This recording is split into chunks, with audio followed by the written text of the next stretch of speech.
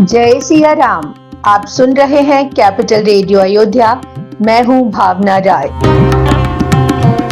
और मैं हूं वात्सल्य राय। सभी सुनने वालों को जय सिया राम।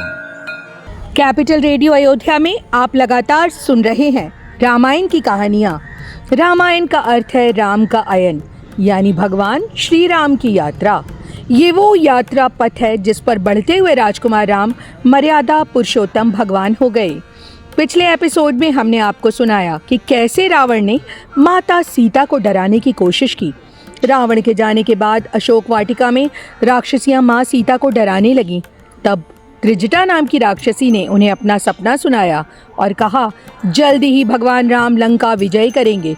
अगर आपने पिछला एपिसोड नहीं सुना है तो हम उसका लिंक डिस्क्रिप्शन बॉक्स में साझा कर रहे हैं।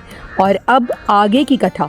जहाँ तह गई सकल तब सीता कर मन सोच, मास दिवस बीते मोहि मारहि निश्चर पोच। त्रिजटा की बातें सुनकर जब सभी राक्षसियां वहां से चली गईं, तब माता सीता अकेले में रावण की चेतावनी के बारे में सोचने लगी कि 1 महीना बीत जाने पर वो नीच राक्षस उन्हें मार डालेगा।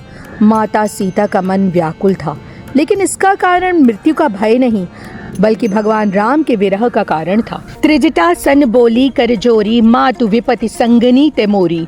तजहु देह करु बेग उपाई, दुसह बिरहु अब नहीं सही जाई। सीता जी ने हाथ जोड़कर त्रिजटा से कहा, हे माँ, इस संकट की घड़ी में आप मेरी साथी रही हैं। मुझसे भगवान राम का वियोग सहन ही नहीं होता। मेरा शरीर सूख चुका है, प्राण कंठ तक आ गए हैं। आप जल्दी से कोई ऐसा उपाय कीजिए जिससे मैं इस देह का त्याग कर सकूं। सत्य करहि मम प्रीति सयानी, सुने को श्रवण सूल समबानी। माँ सीता ने त्रिजटा से प्रार्थना की कि वो कहीं से लकड़ियां लाकर चिता तैयार कर दे और फिर उसमें आग लगा दे। माँ सीता ने कहा, हे माँ त्रिजटा, आप मेरी अटूट प्रीति को सत्य कर दो। अब मुझ में इतनी शक्ति नहीं है कि रावण की कड़वी और कानों में शूल की तरह चुभने वाली बातों को दोबारा सुन सकूं। नत बचन पद गही समुझाएसी, प्रभु प्रताप बल सुजस सुनाएसी।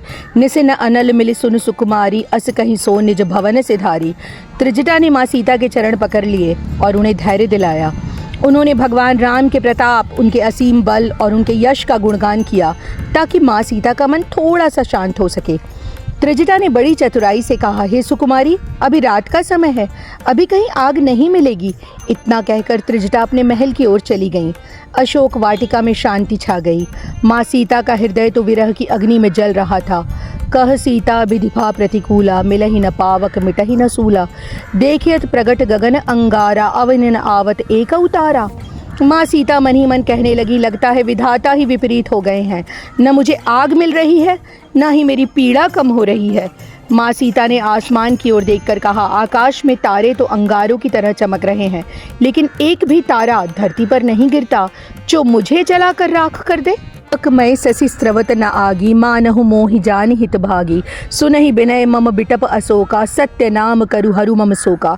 माँ सीता ने चंद्रमा की ओर देखा और उन्हें लगा कि ये चंद्रमा भी आग की तरह गर्म है, लेकिन उन पर भी वो आग नहीं बरसा रहा है। वो अशोक के जिस पेड़ के नीचे बैठी थी।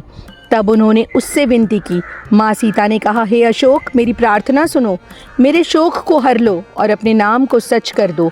नूतन किसलय अनल समाना, देहि अग्नि जनि करहि निदाना। माँ सीता ने कहा, तुम्हारे ये नए कोमल पत्ते लाल रंग के हैं जो आग की लपटों के समान दिखाई देते हैं। मुझे इनकी आग दे दो ताकि मेरा ये विरह का रोग का निदान हो जाए। पेड़ के पत्तों में छुपे हनुमान जी ये सब देख ही रहे थे। माँ सीता की ये दशा देखकर उनका हृदय काँप उठा। देखि परम बिरहाकुल सीता, सोचन कपहि कलप सम बीता। माँ सीता जी को विरह में व्याकुल देखकर हनुमान जी बहुत दुखी हुए। उनके लिए एक एक क्षण एक एक कल्प के समान बीत रहा था। इस एपिसोड में इतना ही। अगले अंक में हम आपको सुनाएंगे आगे की कथा। कार्यक्रम को पसंद करने और शेयर करने के लिए हम आप सभी सुनने वालों के बहुत आभारी हैं।